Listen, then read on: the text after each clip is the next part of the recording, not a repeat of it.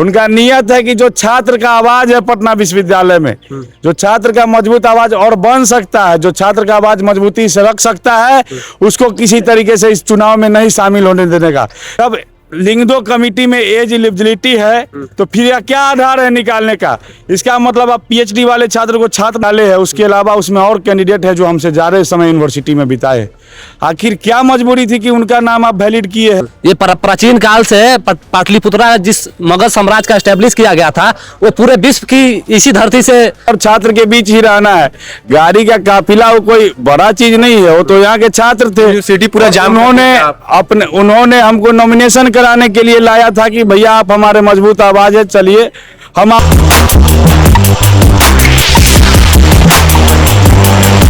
नमस्कार, मेरा नाम है कुणाल और आप वॉइस ऑफ देख रहे थे। पटना यूनिवर्सिटी में मौजूद है। हमारे पीछे कुछ लोग दिख रहे होंगे। आपको बता दें कि ये जेडीयू से कैंडिडेट प्रेसिडेंट के लिए खड़े हुए थे। प्रिंस कुमार नाम है इनका। जो कैंडिडेट नॉमिनेशन किए थे वो रद्द कर दिया गया है। किस कारण से रद्द कर दिया गया है वही बताएंगे।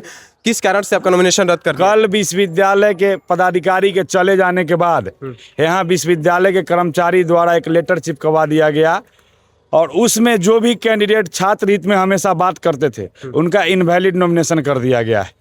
और उन्हीं में से जो रीजन बताया गया है कि ये यूनिवर्सिटी में 5 साल बिता चुके हैं और वही लिस्ट में कुछ ऐसे लोग का नाम रह गया है जो उनके हाँ में हाँ मिलाते हैं, जो 7 साल से है, जो 8 साल से है।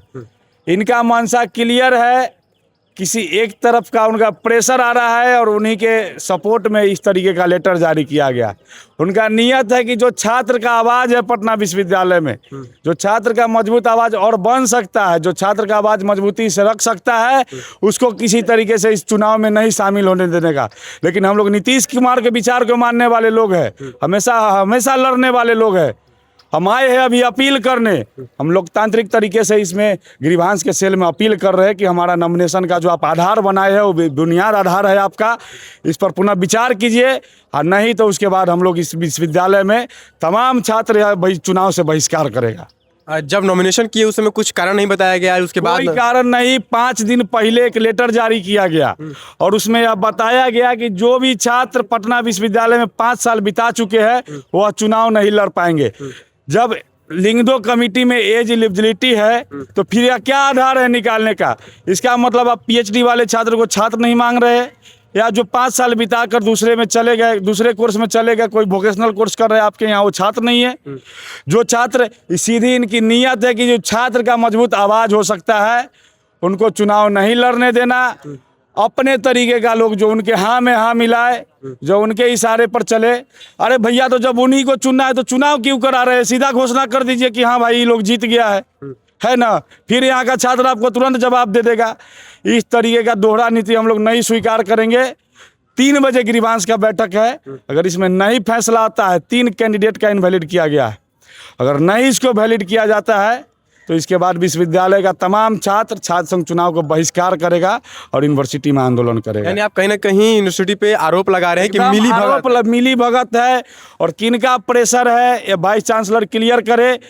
आप किसके दबाव में इस तरीके का लेटर निकाले? क्या कि जो 3 कैंडिडेट का आप निकाले हैं उसके अलावा उसमें और कैंडिडेट है जो हमसे ज़्यादा समय यूनिवर्सिटी में बिताए। आखिर क्या मजबूरी थी कि उनका नाम आप वैलिड किए हैं? यह रीज़न बताइए, हम वाइस चांसलर से पूछते हैं। और 3 बजे तक का आपके पास समय है, इस चीज़ को क्लियर कर दीजिए, नहीं तो पटना विश्वविद्यालय के छात्र से आप भी वाकिफ है। यानी आप धरना में बैठिएगा अगर नहीं? एकदम चुनाव भी नहीं होगा और धरना तो इस धरती का पहचान है। धरना भी। चलिए, छात्र से पूछ लेते हैं, आपके कैंडिडेट का नॉमिनेशन रद्द कर दिया गया है तो अब क्या करिएगा? हम लोग बिल्कुल चुनाव प्रचार प्रसार कर रहे थे। इससे पटना विश्वविद्यालय का जो वीसी है बिल्कुल विवश हो गए। हमारे प्रचार प्रसार में जितने सारे पटना विश्वविद्यालय के छात्र हैं बहुत बढ़ चढ़ के हम लोग को समर्थन में उतरे थे। इसी कारण से हम लोग का नॉमिनेशन रद्द कर दिया गया है। पूरा गाड़ियों का काफिला आया था नॉमिनेशन के दिन, पूरा यूनिवर्सिटी जाम हो गया था। पूरा पहचान है, प्रिंस कुमार कोई नया आदमी नहीं है। ये प्राचीन काल से पाटलिपुत्रा जिस मगध साम्राज्य का एस्टेब्लिश किया गया था, वो पूरे विश्व की इसी धरती से चर्चित हुआ था। आज वही प्रिंस कुमार जदयू के विचारधारा लेके पटना के धरती पे उतरे हैं। और एक केवल पटना की विचारधारा नहीं है, यहाँ का पुलिस प्रशासन का भी इसमें रोल है। एक पटना में लड़की का रेप हो जा रहा है, पुलिस प्रशासन पूरा निंद्रा अवस्था में रहता है। ऊपर से पुलिस प्रशासन द्वारा बोला जाता है कि इस लड़की के साथ अभद्र किसी प्रकार गतिविधि नहीं हुई है। और वही मामला अभी सीबीआई को दिया गया, तो बिल्कुल आप जानिए रहे। चलिए देखिए किस तरह से जो है जेडीयू के हाँ मेन जिस तरह से गाड़ियों का काफिला आपने नॉमिनेशन के दिन लाया था, तब तो अगर नहीं हुआ तो पूरा नहीं हुआ तो क्या, हम भी यहाँ के छात्र है और उस गाड़ी के काफिले में भी यहाँ के छात्र थे, तो छात्र के बीच है और छात्र के बीच ही रहना है।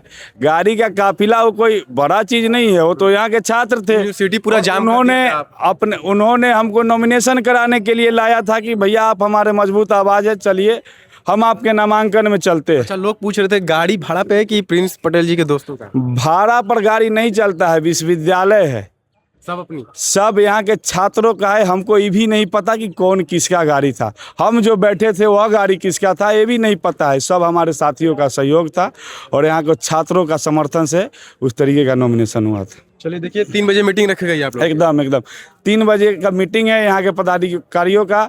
अगर नहीं होता है फैसला तो फिर आगे का हम लोग कार्रवाई तय करेंगे। चलिए देखिए नॉमिनेशन रद्द के बाद आज 3 बजे मीटिंग रखी गई है। उसमें अगर नॉमिनेशन नहीं लिया जाता है, वैलिड नहीं किया जाता है, तो इसके बाद जो है चुनाव का बहिष्कार होगा और अनिश्चितकालीन धरना जो वो पटना यूनिवर्सिटी में दिया जाएगा। पटना यूनिवर्सिटी का एक अलग ही इतिहास रहा है, सभी लोग जानते होंगे। देखना होगा कि 3 बजे के बाद क्या होता है। बहुत बहुत धन्यवाद। चैनल को सब्सक्राइब करें, इसको लाइक करें।